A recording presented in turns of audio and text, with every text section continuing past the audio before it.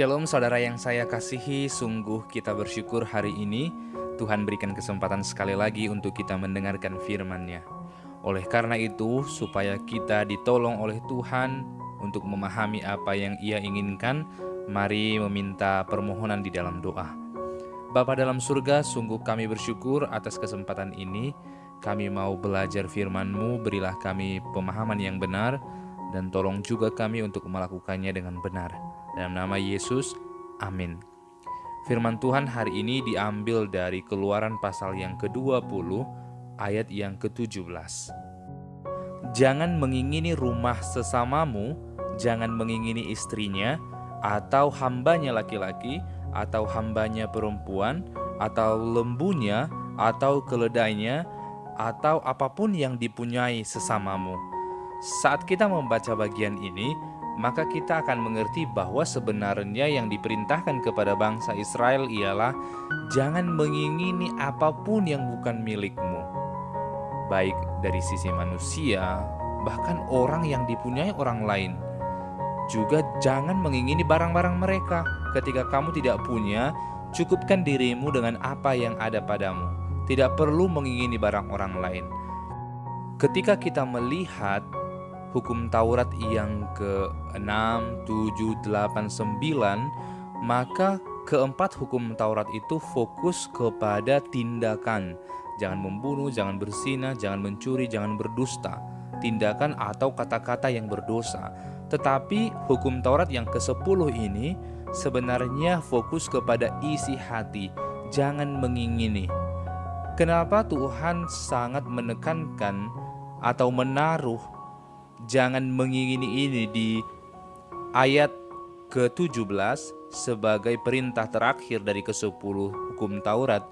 Karena sebenarnya inti dari semua dosa, inti dari semua perintah ini harus melekat di dalam hati bangsa Israel. Karena hati yang benar akan melahirkan tindakan yang benar.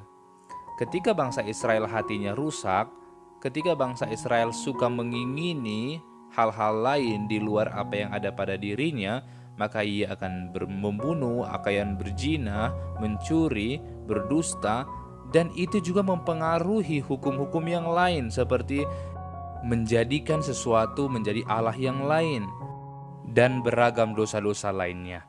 Intinya sebenarnya dosa manusia terletak dalam hati mereka. Oleh karena itu kita harus hati-hati kepada isi hati kita, dan kita harus benar-benar memperbaikinya. Namun bagaimana seseorang dapat memperbaiki isi hatinya?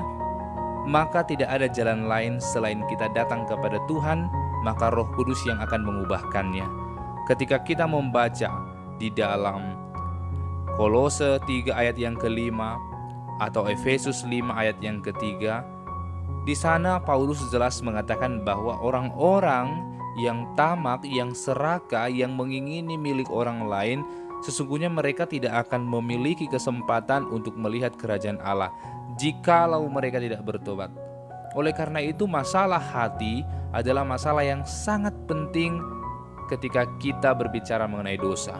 Ketika Adam dan Hawa mengambil buah larangan itu, sesungguhnya mereka sudah berdosa di dalam hati dan pikiran mereka.